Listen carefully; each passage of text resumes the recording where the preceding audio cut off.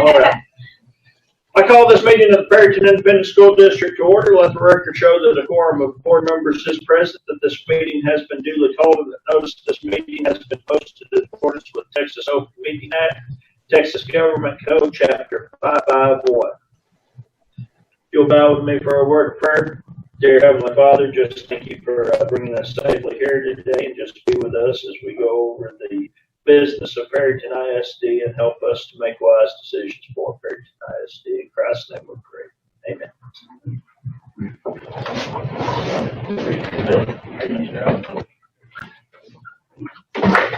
Okay. Anybody signed up for open forum? Nope. Darren, do you have anybody? Just let me check. Get refresh, make sure. No, no one broken before. Okay.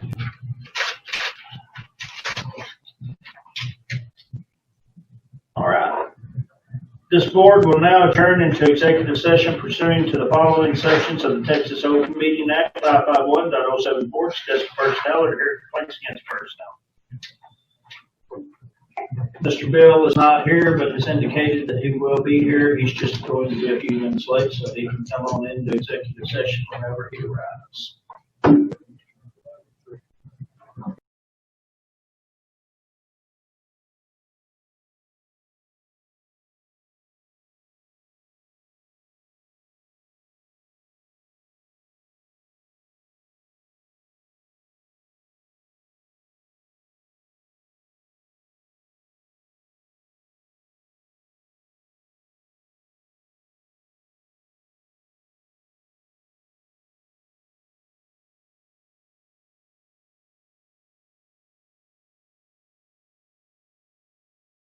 Meeting is now back in order.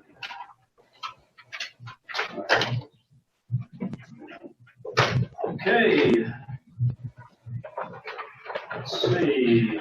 On to reports. Superintendent's report, Mr. Morris. Student recognitions and staff recognitions. I really want to recognize the hard work that was done for our virtual award ceremonies, virtual graduation.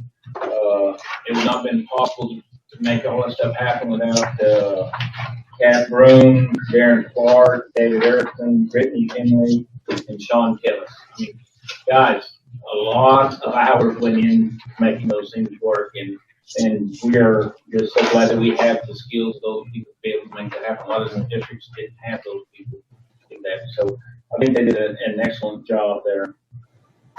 We certainly appreciate all of it.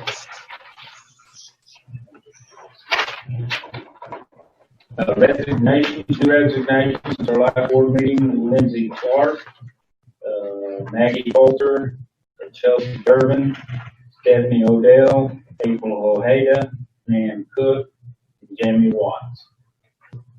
Okay. On to CFO's report, Mr. Collins. First is our disbursements report. We have three sections. First is our pending checks. It starts on page 9. There's 2 pages of those. And then the checks paid from May page, starting on page 12. There's 8 pages of those. And then the complete disbursements for the month of April start on page 21. And there are 20 pages of those. So, as always, give us a heads up and we'll dig into any of those at any time. The next section is our financial report for the month of April. Page 42 is our cash position total by bank account. And these are reconciled balances in checking accounts. See the total of all those accounts are $846,971.79, and they agree to our reports for each fund here on the next page. The general operating funds, including our CDs, the CDs of $10,512,000, which is on the schedule on page 44, and total funds of $10,791,000. $122. And the CDs scheduled there. The last CD we bought in April was for 182 days, was 0.4%. So not as shiny as it used to be. The interest and sinking fund balance of $1,166,023 includes CDs of that amount too. And the schedule of those CDs is on page 46.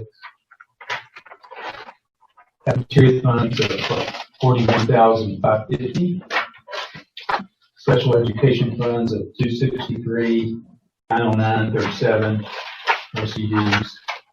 Activity accounts of $372,157, including CDs of $310,992.60.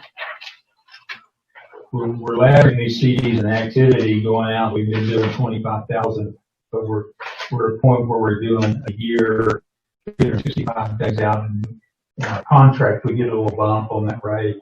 So see, the last one we bought in April was 0.5%, and we go a year. So helps a little bit. So that's a little bump. Little bump. The next is a Ranger Roundup daycare. The cash balance at that day was $4,107. Capital projects is our turf replacement project. It's $81,117.10, which is in the CD. That day we had reinvested that at the end of March 31st, rolled the interest earned, and then added our contribution for the year of $40,000 to that. So it's built up with interest plus 2 years of $40,000 contribution.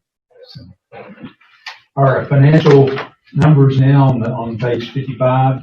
Our revenues in total of $19,046,844.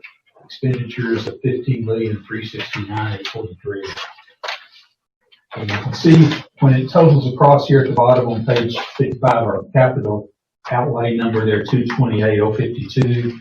Then the schedule of those is on page 56, and that's the detail of the $228,052 there attached there.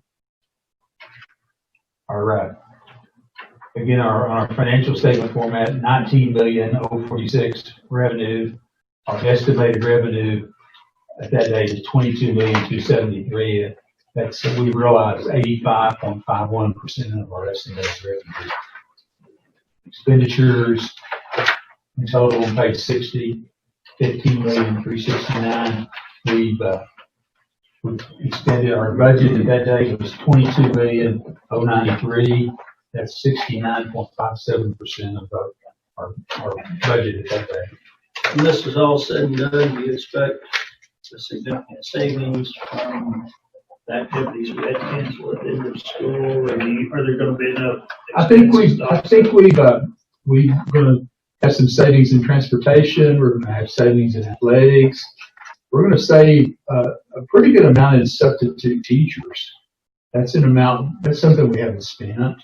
We've got there, and plus just general expenditures. So it's just going to be sort of throughout. So I think it's going to be good. It's good that we have it available if we need it, but we're not going to spend it once we have to. No, absolutely. What kind of number does you think? Why? We budget about $225,000 for substitute teachers, and I think we're probably going to maybe save about $100,000 on that number by itself. Possible. And we'll have some, if we get back to normal stuff back in August, there could be some in this budget that'll hit in August. So, yeah, we definitely don't need to spend it. Our fund balance is dropping up already. The food service funds, revenues of, I see what I've done this different. This is the first time we have a fund called 242, which is our summer feeding program, and they're mandating that the COVID feeding or grab and go lunches are reported in 242. So since normally we don't have that fund except in the summer, but I've modified this to include both funds and total them together.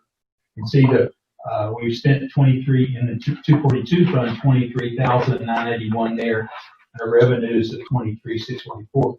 Those revenues were actually for the little bit of in March that we started doing the grab and go, which was, maybe a little more than a week or so at the end.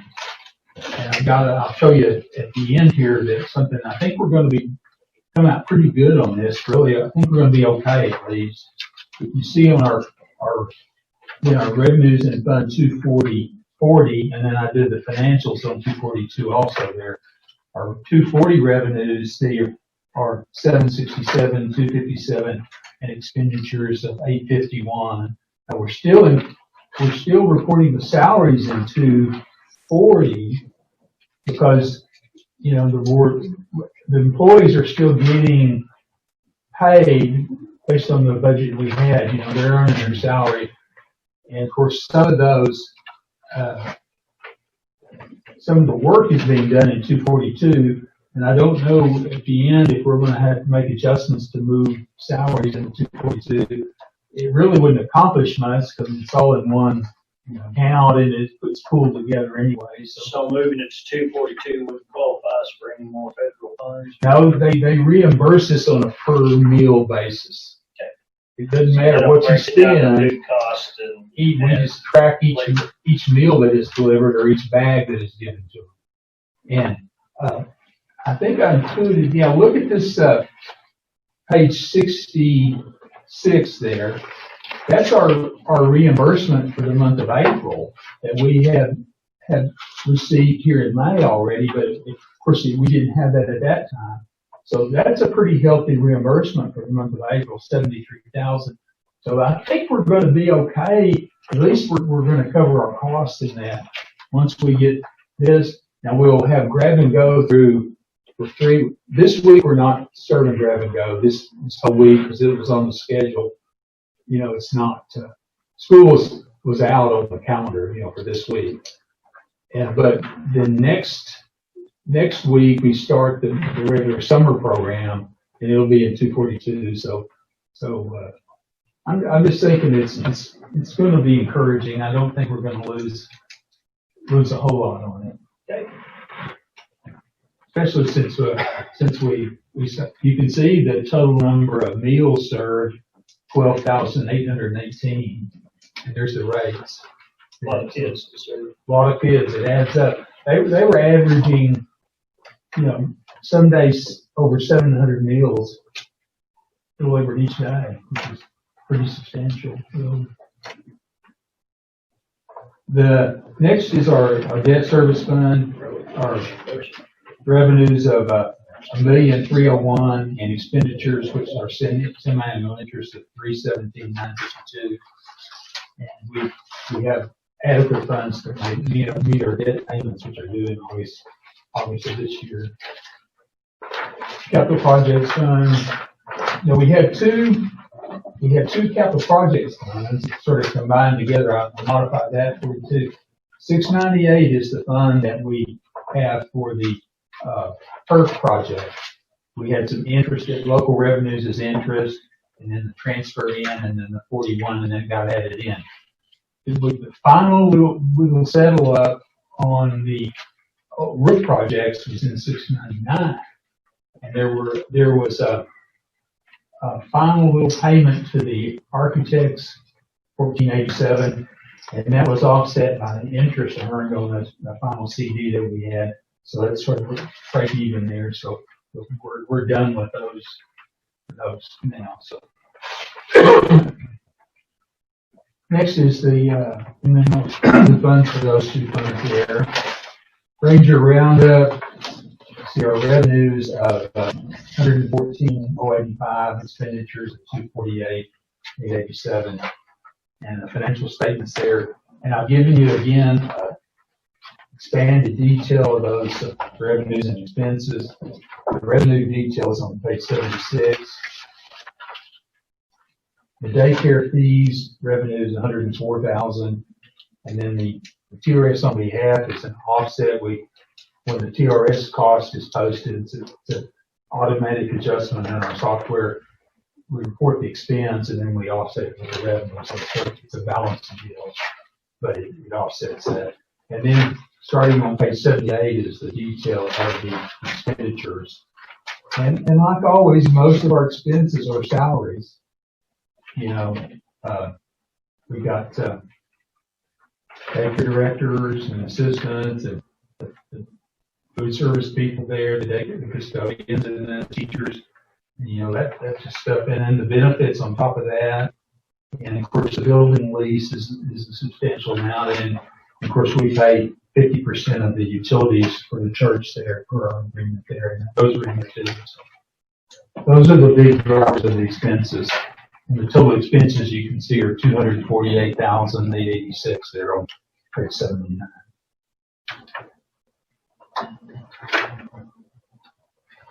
And the last thing I've got here is we received our preliminary property valuation from the appraisal district, and that is on page 81 and 82.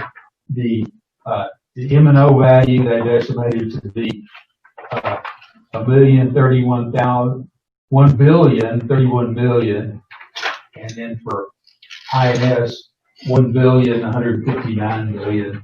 But I'll sort of give you a comparison. They seem to always, the preliminary values are always lower than what we end up being. See, look on the previous years here, and 2019 was hugely lower. Our preliminary number was $958 million, and the certified number came in at $1,257,000,000, which is 70. What's the difference though? They list what they have, and then they come out with, by the time they get to the certified values, they have more property there, and they work through their industrial property and their oil and gas properties and all that kind of stuff. But last year, was hugely undervalued, 76%. In 2018, it was 90%, and then in 2017, it was 87%. It seems like a huge difference, a huge error there. If it's an error. Yeah, that's a good question. Y'all members that are on the board there, you might try to question. I mean, I know they can only estimate what they have, but not project things. But I've got this number there. So if we're 90% undervalued, that would put us at $1,145,000,000. That's just a projection. $100 million in the tax base is not a small number. Yeah, it's more than rounding. But I hope it. I think we're going to be okay, though. I think our values could be lower, but with the funding formula now, if your values and your settle ups all within 1 year in the funding formulas. So if our values go down, we should get in the ballpark more state funds to offset it. It's not maybe exactly, but it's going to be within the ballpark. It's not like we had After House Bill 3, it's supposed to balance out. Not like, several years ago when we got whipsawed big time. We did. We were like $650 million short. We couldn't tax on it. And then we had recapture to pay on top of that, 2.2 million recapture. That was the reason why we were $3 million in the hole. It wasn't, we didn't spend it. It was the funding formulas. We couldn't tax on that money, and we had to pay recapture, and we got less state funds because they based our funds on that prior higher well. Some of y'all knew, but that was the reason, The good old days, as we maybe. But the opposite was true, when the values were going up every year. We had about 4 or 5 years. They went up every year. We could tax those higher numbers, and the state recognized our wealth is lower, so we got, the best of both worlds there. And the last but not least is our enrollment report. On page, page 83, for the month of April 1920, our total enrollment The total number of students is 2,192, which is down from a year ago at 2,225, but actually up from April of 22,109.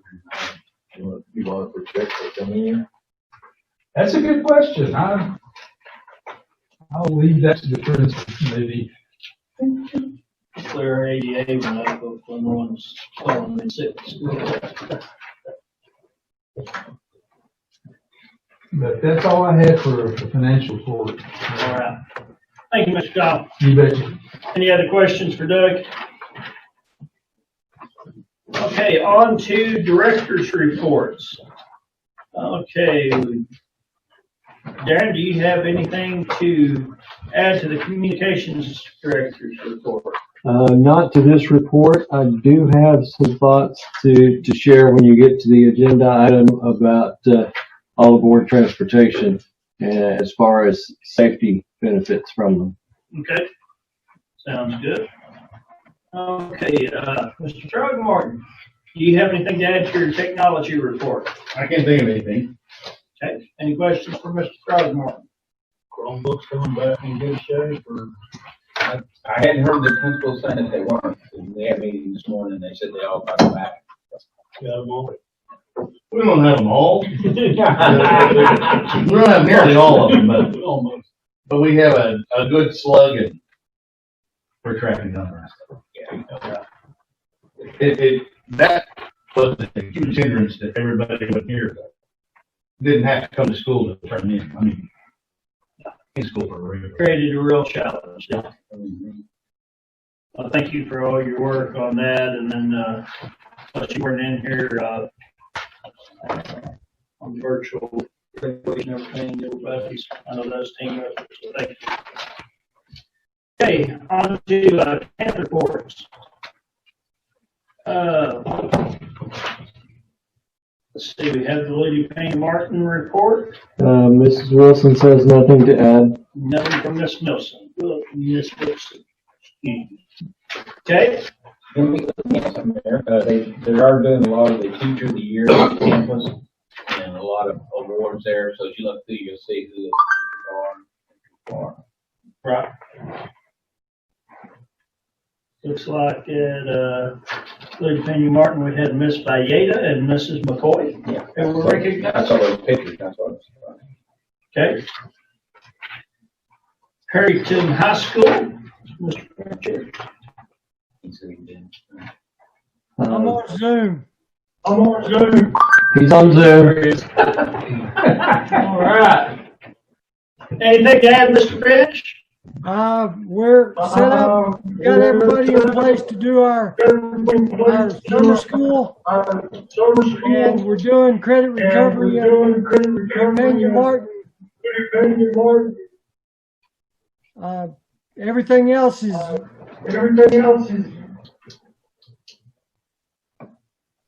My video, my audio doesn't work very well. Oh. All right. Well, Mr. Finch, thank you. Okay, on to Perryton Junior High. Mr. Garcia on Zoom. Good. I don't see Mr. Garcia on here. Okay. We'll see All right. how it's good. On to Williams. Mr. Cates, everything good at Williams? I don't see him on here, but I'm sure all is good. Yeah, I just wanted to hear you say it. All's good at Williams. Okay. All right. Perryton Kinder, Mr. Felix? All is good there. All is good at Perryton Kinder. And committee report is in your. Yeah, so in the packet. Yeah, Yes. she mentioned that. Okay. Mrs. Biggs, do you have anything to add to? He says all is good. All's good. Okay. All right. Thank you, Ms. Biggs. Okay. On to curriculum and instruction report. Mr. White is not here either. No, so I will fill in for him. All right. Okay, usually what you would have in the curriculum and instruction report would be the grades from all the STAR tests. Well, no STAR tests, so no grades, no comparison, we're still where we were. On the plans for summer school, we met this morning. I believe the virtual summer school is going to happen this summer. Will happen June 1st. We'll start June 1st and go toward the end of June. And then the face-to-face, we're not going to start that till June 8th. And really what the state says is that you need to offer it to everybody, and then they determine how they're going to do it. If they want to do it virtually, then we've got to figure out a way to do that. If they don't want it face-to-face, we figure out how to do that. What do you think, what kind of gap are we gonna have going into next year? I think we're going to have a huge gap. I think part of our plan should be trying to figure out as soon as we get face-to-face with all those kids to see what that gap is before we really start instruction. Because I know everybody's working hard at it. I know we're trying to get it's still virtual learning versus in classroom instruction, so it has to be a gap. Oh, there's a gap. I've heard rumors of a year, and I've heard rumors of a half year. So I really think it depends upon the kid. If the kids and the parents were tech savvy and everything, I don't think there'll be much of a gap. If the parents weren't and the kids weren't, then I think that's the gap. Too tech savvy. Right, too tech savvy is another problem. Yeah. But no, I think there's going to be a gap, and I think it's going to be figured out before that how much of that gap it is on each kid. Are you talking to administrators? Do they have individual opinions on what they are, what they do?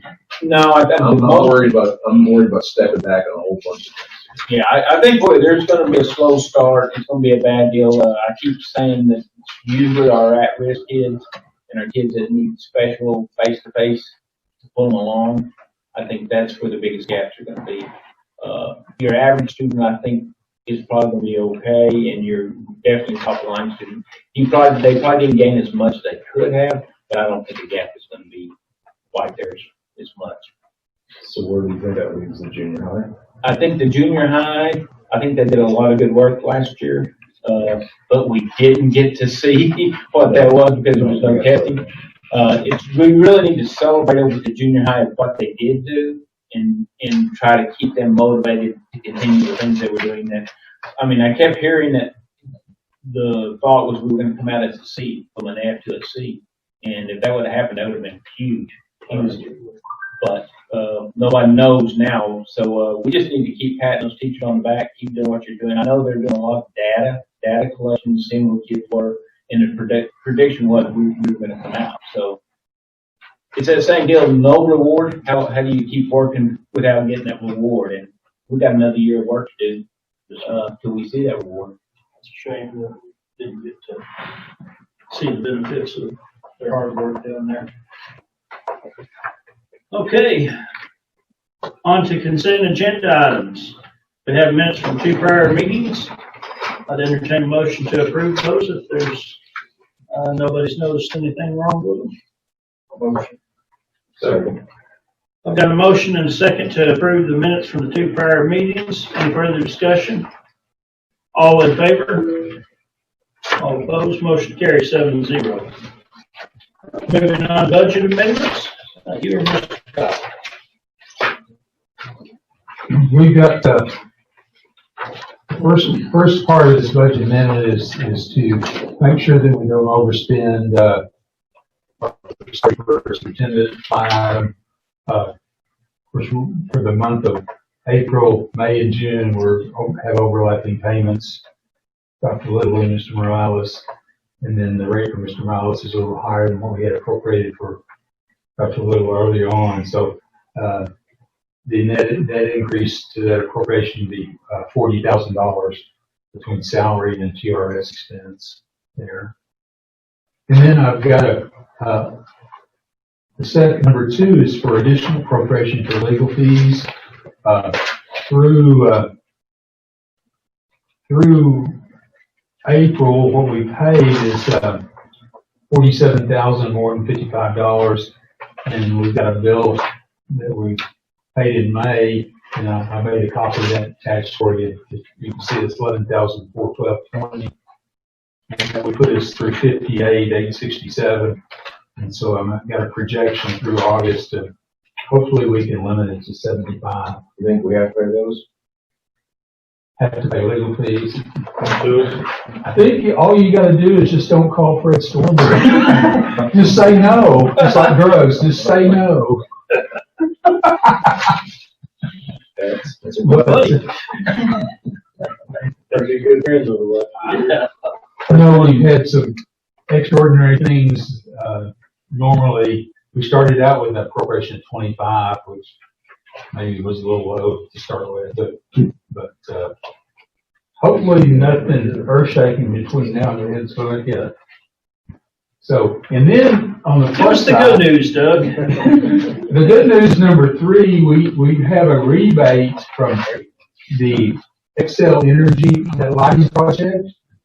Remember when they delayed the completion of that till November, where it went into the new fiscal year, which qualified us to receive that rebate, and we did receive a 51,000 and change rebate there. So I booked that. So that goes the opposite way. So that helps a little bit there. Which really turned out to be a good financial move on the lighting project. Yeah, and especially if we're gonna benefit from lower energy costs over the years too. Absolutely. Absolutely there. So I would just recommend, and we both recommend, that you approve budget amendment number 9. Okay. There's no further discussion at this time. I would entertain a motion to approve budget amendment number 9 as presented. A motion and a second from Mr. Heck over here. So, any further discussion? All in favor? All opposed? Motion carries 7-0. Thank you. Okay.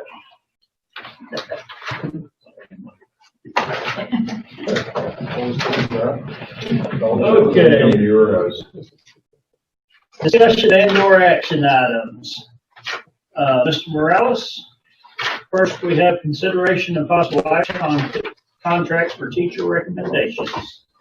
We recommend Delma Havitzler as a TJH science teacher, Lindsay Fletcher as right third grade teacher, Tessa Smith as a kindergarten language, Madison Clean, SSA speech pathologist, Kristen Campos, a licensed specialist, Peyton Martin, TJH choir teacher, and Alan Herbert, PHS math teacher. Okay. And then we had Evelyn Durango, who was a part-time Spanish teacher at the high school. I'm recommending for her to get a turn Chapter 21 contract for full day. Okay. And then recommend the position as a district behavioral specialist, Angelica Viscon. And then a recommendation for a right assistant principal and a district dual language coordinator, Tony Parra. Okay. And information, I guess is more what this is. We have named interim daycare director for Ranger Roundup Learning Center. This is for 14 days. Jessica Skipper and Monica Rodriguez. Okay. And that is just an interim appointment. That's interim until officially do it. Okay. All right, at this time, I would entertain a motion to approve all personnel recommendations made by Mr. Morales. So, have a motion and second. Any further discussion? All in favor? All opposed? Motion carries 7-0. Okay. Get consideration and possible action on softball field renovation. I don't think we're ready on that. But do you have anything to report on the softball field? I did get a call this morning from the architect. He did not have enough time to get his numbers for the plan. The plans you're looking at that you have there, Jim Howe is the guy who drew this up. Basically said this is all we need. We don't need all that extra expense from last time. So they're looking at this plan. They're to get back with us early next week and kind of come up with numbers, and to see if this is even feasible. I know he was talking a little bit about the slope and making sure that water will drain back towards, that field. Not our infield, the crop field behind us. So anyway, this is the latest thing that's come up on this. Like I just wanted you to know what was happening, that we hadn't forgotten it, and we're still on top of it and trying to make this happen. Okay, thank you for your work on that. And I know that Mr. Morales also has a much larger plan that y'all got a copy of. So if y'all would like to look at Mr. Morales' larger plan, ask any questions, we can do that for you at any time. Thank you, Mr. Morales. Our consideration possible action of proposal for revised 2021 district calendar due to COVID-19. Okay, I'm going to ask that we go to D first, because I think D has to happen before we can hit C, and that's our district plan of innovation. Okay, On the district plan of innovation, basically, the plan stated to have a flexible calendar, and that PISD will not begin instruction orders on the third Monday. Well, if we change this, amend this calendar, flexible calendar, it needs to state no order than the second Monday in August. Okay, so we're just basically changing our district innovation wording. so you need a motion to change the wording on our district of innovation plan. Mm-hmm. Okay. This time I would entertain a motion to change the wording on the district of innovation plan as presented by Mr. Morales. Second. Got a motion and a second to change the district of innovation wording as presented by Mr. Morales. Any further discussion? All in favor? All opposed? Motion carries 7-0. Back on to the calendar, Mr. Morales. Okay, the other day I was invited by the other 4A superintendents to be in a Zoom meeting, and so the meeting starts and we all start visiting with each other. Everyone is skeptical because the state now is making a recommendation that we do an interim type calendar, intermediate calendar, which basically means year-round school. And every superintendent that was on that meeting was saying, let's just kind of revise ours a little bit. Let's don't go to year-round school yet. So I thought it would be wise for us to call our calendar committee back together again and say, okay, COVID-19 may come back. They may make us stop school again. I mean, we don't know what the future's like, just like we didn't know COVID-19. So what we want to do is try to pad some time into our calendar now, so that if it does happen, then we have time built in already. If you look at what we talked about, August, from our old calendar, I think we were going to start on August 5th. Now we want to start on August 3rd and the 4th, and that's just for teacher in services. But the first day of school would be moved to the 10th then, so there would be almost a whole week earlier on that. Nobody was really for that, but everybody thinks we should be planning to make provisions in case COVID-19 does come back. The other thing we probably need to tell everybody is that if it does come back and we have to miss some school and make a time, we may have to cut Christmas break a little shorter. Instead of 2 weeks, you only get one because you're making up time. Or spring break may change also, because if we miss time. If we don't, then we just build some time in it and we can. Looks like we got a whole week of Thanksgiving as well. Yeah, we could do Thanksgiving also. I'm sorry about that, I missed that. We could do that.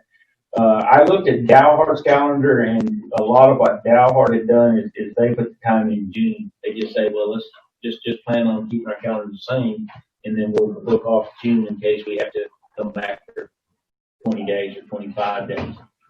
But everybody's trying to plan for something they don't know what's going to happen. It's really what we're doing. But this is the best plan we came up with, is, like I say, shortening the teacher in services a little bit and just making it a full week and then moving school up. So I think the other thing that was discussed is adding 5 minutes to the end of every campus's schedule, and that will build in 2 more days. And it'll only cost us 5 more minutes at the end of each day. So basically, what everybody's trying to do is build in time, because we don't know what's going to happen. I think especially with our concerns on, possibly, there being a lag from, having to do virtual, instruction, I think the starting week early is a good plan this year. Yeah, I think that's what most of them have come up with. Let's just start a little early, build in some time, and then if it happens, we have some time there. And that's kind of what we've done. I don't think it changed any of the other part of the calendars anywhere else, like I say, other than possibly being ready to have to take some Christmas, Thanksgiving, and spring break time to make up that. All right, so I'm assuming you're looking for a motion to approve the school calendar as presented. Okay, this time I would entertain a motion to approve the school calendar as presented. So moved. Second. Got a motion and a second to approve the school calendar as presented. Any further discussion? All in favor? All opposed? Motion carries 7-0. All right, the next line was discussion, consideration of payment agreement with all aboard school transportation and possible separation.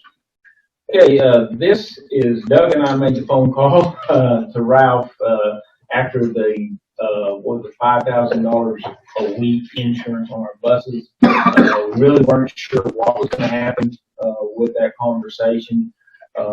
He accepted that pretty well. He said that was not part of the conversation. That was not in the contract. So I think he is coming June 8th to visit with me again. But we thought possible discussion, thinking about hiring a mechanic to take over our transportation again. I can tell you right now, my principals, most of my principals today are going to know to just not do that because they're happy with the way things are happening. But anyway, it's just out there for you to consider that. If Ralph is happy and we're good, then we're good and we'll move on. But I did have to let you know that we did not pay that insurance of $5,000 a week. I think some of the successes we had this year, like cleaner buses, the added security we had on buses with the cameras, the decreased breakdowns. Radios instead of using cell phones. I think, and that on top of the fact that we would have to go out and hire our own transportation director. I think right now, I'm overall happy with all aboard unless it just proves to be too costly. And that's probably another thing, we probably need to keep up with that, so that we know exactly what the difference is between doing our own and so we have a dollar figure. I think it needs to be monitored very closely. And Doug, one of these meetings, if you could give us a side-by-side comparison, what was spent last year, what was spent the previous year. Sure. And Because we've only been in it 1 year, right? Yeah. Because all we're seeing is all the improvements. And I think most of the board's opinion, there were a lot of improvements. So we don't mind paying a little extra, but if we're paying way too much, let's know. We've sort of got an issue out there now. Of course, no one's out there. And we were paying 3 of our bus drivers that we retained, elected to stay in our employment. Yeah. And so we had them working part-time out there because we were going to pay them anyway. Since we're paying them. But now we're past that time where they're getting paid, and we need someone out there, and so Linda and I made a decision to hire one of the drivers that was the best, most capable one out there to come back, but she's drawn unemployment and she has other things, so she's not ready to do that right now. But we need somebody out there to be working on those buses because some of them the batteries are down, they need to be started, and there's things that need diesel. Is that not part of the contract? Yeah. I mean, They have abandoned us, really. They haven't been out there since the start. It's time for Fred to send us another bill then. and I understand that they don't need to have guys here maintaining buses that aren't being driven every day, but at some point, they need to get their guys up there before the school year starts. and have Exactly. Everything in tip-top shape before the school. And And whatever it takes to make that. when he comes back, we definitely need to address that. I don't know who the gentleman was, it Tyler? that you spoke to? Tyler was their employee. That was his He's been name. done. But, we, Outside of the contract. but there is a need there's someone out there because, people fill up fuel out there and people need occasionally get vehicles out there and there's things to be done. Still have some training going on over the summer that people will be using. And we sort of had an issue about the bus driver training that's gonna be starting, who's gonna be responsible for that, and Ronnie Watson does that at the college, and it's gonna be, so we call Ralph on that deal, but, hopefully, if we're gonna make it work with them, they need to come Start in getting ready. and get ready and take care of things up here, you know. But maintenance was part of the contract, right? It wasn't just bus driving, right? Yeah. They need to be holding that up, and if it's cheaper on them to reimburse us for any expenses we incur, then, I believe they thought because school shut down, they thought they had no more responsibilities. And there's little things that I want to go over with him. We analyzing our billings on our activity purchase. You know, like we indicated before, how much more the activity charges we're getting from them for running activity is much more than they estimated. For example, there was the class at the high school, the FCS class. They got buses to take their kids as part of their curriculum to different places in town, and they made 2 out-of-town trips. Besides that, but we've been charged over $6,000 just for that part of it, and some of it just seems to not have any basis for, you know, in reality. There's just things like that we need to look at. Absolutely. And so that's basically it. But, No, I think, like I said, I think the board would love to see a side by side of 1 year compared to the other on overall transportation costs. And then any concerns we have with the contract, we're just going to have to trust you and Mr. Morales to contact all the board with those concerns and say, hey, what are we going to do about this? And if we can't work it out, we need to explore other options. Well, you got to, first year, you got to run a few pickups. Yeah. So, But don't call Fred if you can keep running. yeah, exactly. We were seeing Fred's bill. And so we went back and analyzed the offset for those employees. They're supposed to reimburse us for that. And the way we were billing them at one point was just the charges for that month.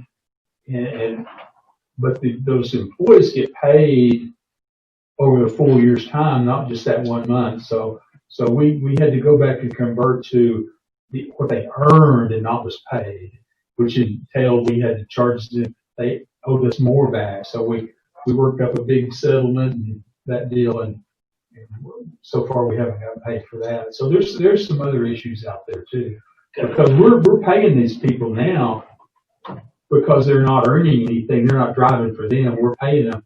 So we had to have a cutoff point. It got to be sort of an involved deal, but we came up with, I think, the right answer on that point. So. Okay. But the 3 that's on our payroll, could they not go out there and start them and all? I mean, They have been. That's what they Yeah. that was their job. But now the end of school is here, so that's They were on shifts. They were on Yeah. shifts during the day. There was two that's a couple. They took one day, and then the other day was another lady that was our employee. So,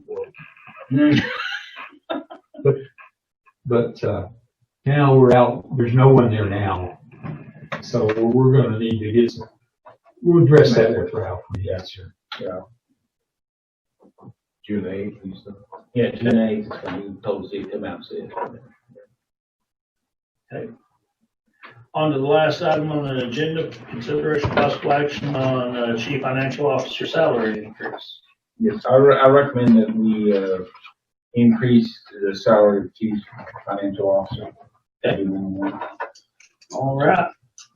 This time I would consider a motion to approve a salary increase for our chief financial officer. So moved. Second.